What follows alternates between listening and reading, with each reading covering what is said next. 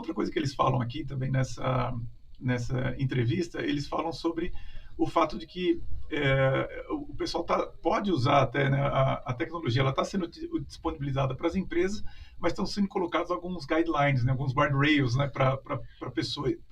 Na verdade, a entrevista diz o seguinte: os executivos eles estão sendo incentivados a usar, a aprender como utilizar, mas, ao mesmo tempo, colocar guias, né, colocar guardrails para que os empregados utilizem dentro de certos limites. Isso você está fazendo também? Como é que está isso dentro das empresas que você... Olha, no grupo, eles lançaram já um aplicativo que está disponível acho que para todos os funcionários globalmente, sim. Tá? Certo. É um aplicativo para você interagir com a inteligência artificial. Ah, que legal. Mas eles, antes de você acessar, tem lá termos e condições onde eles trazem diversas recomendações desse tipo. Então, o cuidado de não expor informação do cliente, porque essa questão de sigilo da informação também é super importante. Fundamental. Super importante, assim, o cuidado que você tem que ter com a informação do cliente, com coisas sigilosas, a forma como você vai aplicar esses dados, de não usar em trabalhos, a questão dos direitos autorais, que também está sendo super discutido. Sim, exatamente. Então, tem todos uns termos, assim, ok, usa, experimenta, conhece, mas tenha limites, né? Que é a questão qual que é a ética em torno do uso, da exploração da inteligência artificial. Eu acho que esse artigo é muito interessante, vou deixar um link para eles também, para esse artigo aqui também no nosso YouTube, porque ele fala algo fundamental, que é assim: você pode usar a inteligência artificial, mas você tem que ter um background, ou seja, você tem que ter atrás das cortinas, né, alguém que entenda daquele assunto,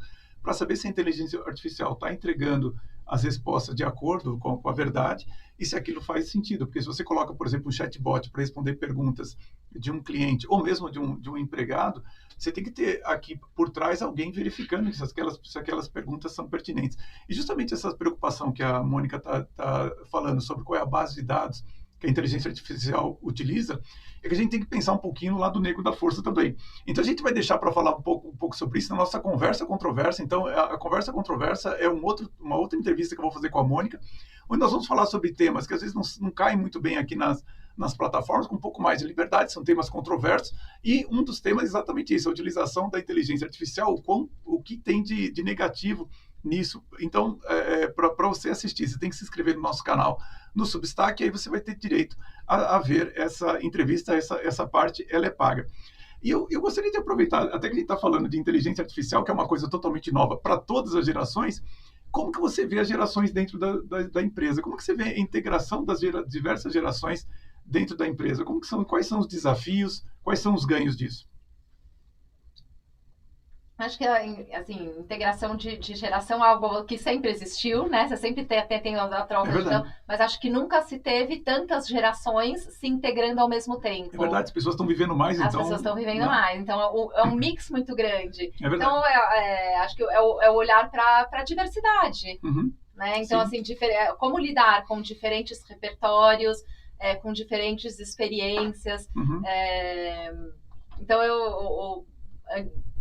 acho que a gente falou muito de conflito geracional, do ponto de vista de capacidade, né? A gente já falou muito sobre o mais sênior tem mais maturidade, mais reflexivo, o mais jovem é mais impulsivo, mas é mais conectado com a tecnologia, tem mais facilidade, então os mais jovens vão devorar os mais velhos, porque eles manjam de tecnologia, nasceram na internet.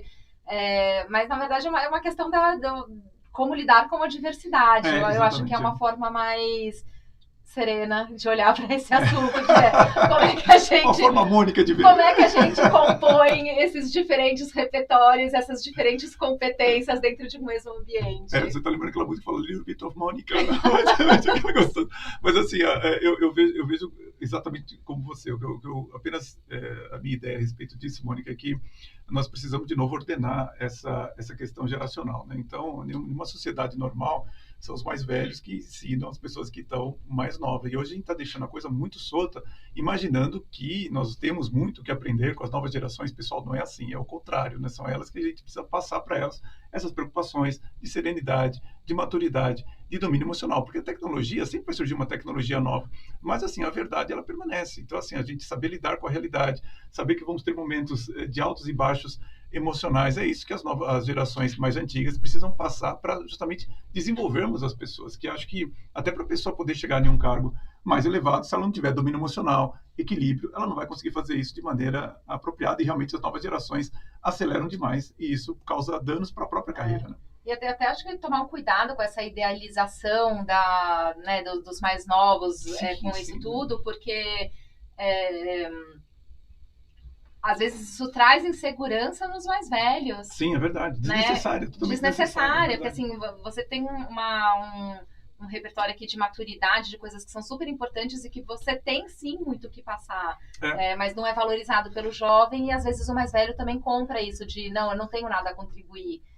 Exato, não, e eu vejo, às vezes eu falei isso algumas vezes, que as gerações mais novas, elas têm o problema que eu chamo de síndrome do Adão, né? Eles acham que o mundo começou com eles. Então, tudo que aconteceu anteriormente foi errado, as pessoas tomaram as decisões erradas, e ela é incapaz de sentar e falar assim, peraí, deixa eu entender quais foram as eras que nós vivenciamos, como é que nós chegamos até aqui e tudo mais. Então, e pior, né? Para piorar, eu acho que existe esse problema das novas gerações quererem mudar o mundo, né? Eu falo, olha, ninguém está qualificado para isso, inclusive você.